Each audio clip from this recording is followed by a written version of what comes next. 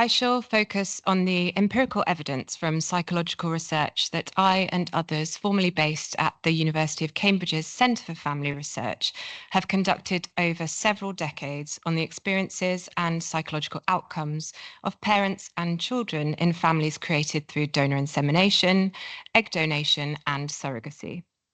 Our research team have studied LGBTQ plus parent families, including families headed by same-sex couples and transgender parents, families headed by elective single parents, including both mothers and fathers, and most recently, families with elective co-parents who are not in a romantic relationship with one another.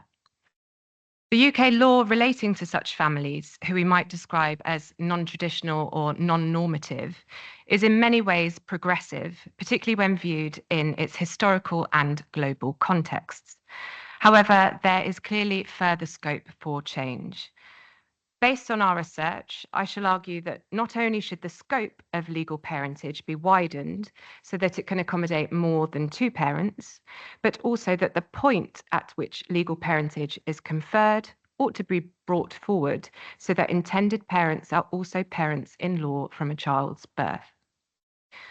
Our research has consistently shown that high-quality parenting is not determined by the number, sexual orientation, gender or gender identity of parents, nor is it determined by genetic or gestational relatedness between parents and children. Children in non-traditional families are overall well-adjusted. What matters most for children's outcomes is not the structure of families, but rather the quality of parenting and parent-child relationships, as well as the social attitudes within the environments in which such families live. These findings are well replicated across studies over time and across contexts. They are conclusions drawn from multi-method, multi-informant research that has involved gathering robust empirical data not only from parents, but importantly from children themselves and also their teachers. Such research has also involved observational assessments of parent-child interactions and assessments by independent child psychiatrists who are unaware of the child's family type during their evaluations. In the interest of time this evening, I shall focus only on our research relating to elective co-parent families, single fathers via surrogacy, and those who are donor-conceived and born through surrogacy. My first argument about having more than two legal parents pertains to elective co-parent families, who are often, but not always, formed by LGBTQ plus individuals and couples who come together for the purposes of having children. The children in such families may have three and sometimes four parents, to some, but of course not all of whom, they will be biologically related. Crucially, our research has shown that the non-biological parents in these families are just as involved, if not more involved, in parenting and have just as close relationships with their children as the biological parents. These findings echo previous research on other family types that has similarly shown that children form close relationships to their non-biological parents and have the potential to become securely attached to them. Across these and many other studies, the importance of parental bonding with children and children's secure attachment to parents is evident. However, this research has also identified that not being recognised as equal parents in law can introduce feelings of uncertainty and inequality between parents.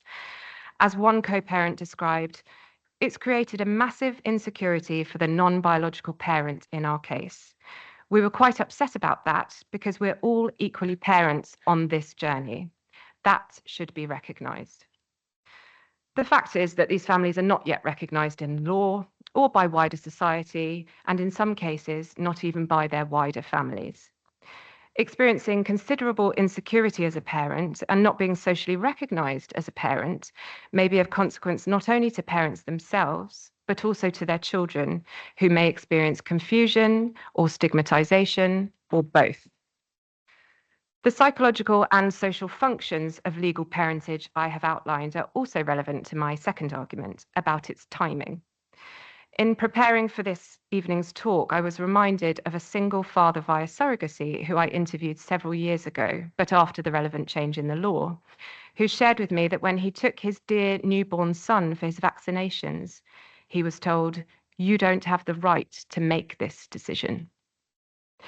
Indeed, the current process of securing a parental order for children born through surrogacy not only creates considerable anxiety for parents, but also creates the conditions for social intolerance, something that has been shown to impact upon children's psychological outcomes. This complex legal process is also at odds with our research findings that intended parents and those involved in family creation are generally on the same page about who a child's parent or parents are. Most important, of course, are the views and experiences of the children born through such arrangements. Like their parents and those involved in family creation, our research has shown that the vast majority of children born through surrogacy and indeed gamete donation do not view surrogates or donors as their parents, those who they love and who love them. Our research has shown that some children are curious to learn more about, and in some cases want to contact the surrogate or donor, while others have no interest in either knowledge about or knowing them.